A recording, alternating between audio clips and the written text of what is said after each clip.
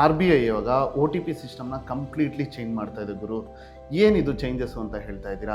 ನೀವೇನಾದರೂ online transaction ಅಥವಾ ಯಾವುದಾದ್ರೂ ಟ್ರಾನ್ಸಾಕ್ಷನ್ಗೆ ಒ ಟಿ ಪಿಗೋಸ್ಕರ ವೆಯ್ಟ್ ಮಾಡ್ತಾ ಇದ್ದೀರಾ ಅಥವಾ ಫೋನ್ ಕಾಲಿಗೆ ವೆಯ್ಟ್ ಮಾಡ್ತಾ ಇದ್ದೀರಾ? ಹಾಗಿದ್ರೆ ಇನ್ಮೇಲೆ ಕಂಪ್ಲೀಟ್ಲಿ ಅವಶ್ಯಕತೆನೇ ಇರೋದಿಲ್ಲ.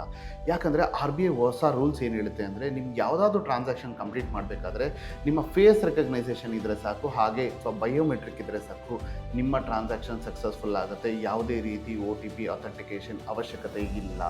ಇದನ್ನು ಆಲ್ರೆಡಿ ಫ್ಲಿಪ್ಕಾರ್ಟ್ ಅವರು ಇಂಪ್ಲಿಮೆಂಟ್ ಮಾಡಿದ್ದಾರೆ, ಅನ್ with partnership with Axis and PayU ಅವ್ರ ಜೊತೆಗೆ.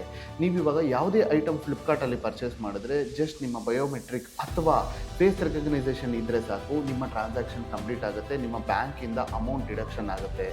ಸೊ ಈ ಚೇಂಜಸ್ಸು ಆರ್ ಬಿ ಐನವರು ಎಲ್ಲ ಬ್ಯಾಂಕ್ ಅವ್ರಿಗೂ ಇಂಪ್ಲಿಮೆಂಟ್ ಮಾಡೋಕ್ಕೆ ಹೇಳಿದ್ದಾರೆ. ಆ್ಯಂಡ್ ಇದು ಮುಂಬರುವ ದಿನಗಳಲ್ಲಿ ಎಲ್ಲ ಬ್ಯಾಂಕ್ ಅವರು ಇಂಪ್ಲಿಮೆಂಟ್ ಮಾಡೇ ಮಾಡ್ತಾರೆ.